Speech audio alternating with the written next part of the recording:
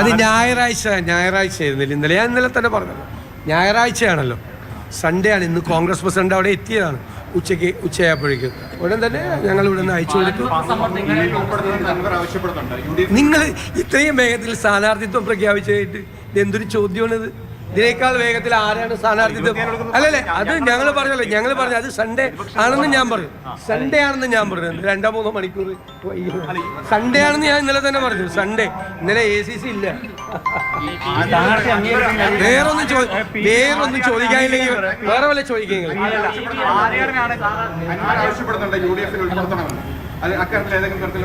അത് ഞങ്ങൾ തീരുമാനം എടുത്തിട്ടുണ്ടല്ലോ.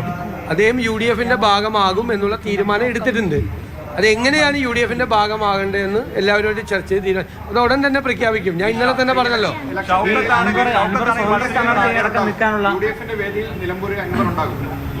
തീർച്ചയായിട്ടും ഞങ്ങൾ അങ്ങനെ തന്നെയാണ് പ്രതീക്ഷിക്കുന്നത്.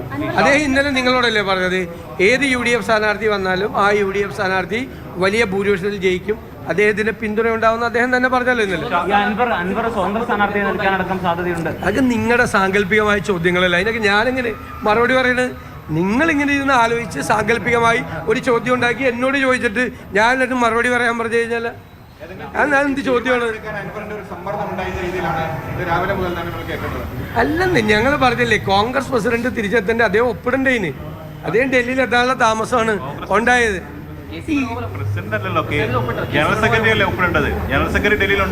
നിങ്ങൾക്ക് ഇതിനെക്കുറിച്ച് വല്ല അറിവുണ്ടോ?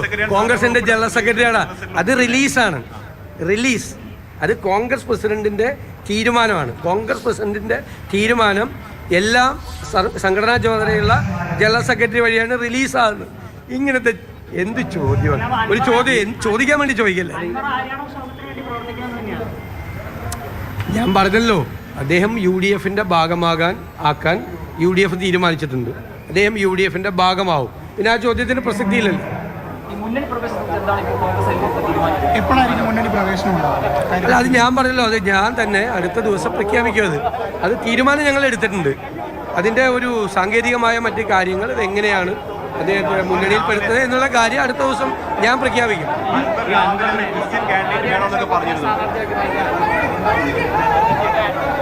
അദ്ദേഹം ഇന്നലെ നിങ്ങളോടല്ലേ പറഞ്ഞത്, കോൺഗ്രസ് ഏത് സ്ഥാനാർത്ഥിയെ പ്രഖ്യാപിച്ചാലും ആ സ്ഥാനാർത്ഥിക്ക് ഞാൻ പിന്തുണ നൽകുമെന്ന് അദ്ദേഹം പറഞ്ഞില്ലേ. നിങ്ങൾക്ക് ഒന്നും കിട്ടാൻ നിങ്ങളുടെ പ്രശ്നം എന്താ വെച്ച് കഴിഞ്ഞാൽ, നിങ്ങളുടെ പ്രശ്നം ഞാൻ പറഞ്ഞുതരാം. നിങ്ങൾ വിചാരിച്ചു കോൺഗ്രസിന് ഭയങ്കരമായ പ്രശ്നമുണ്ടായി വാർത്ത ഉണ്ടാവും എന്ന് വിചാരിച്ചു. അത് നടന്നില്ല.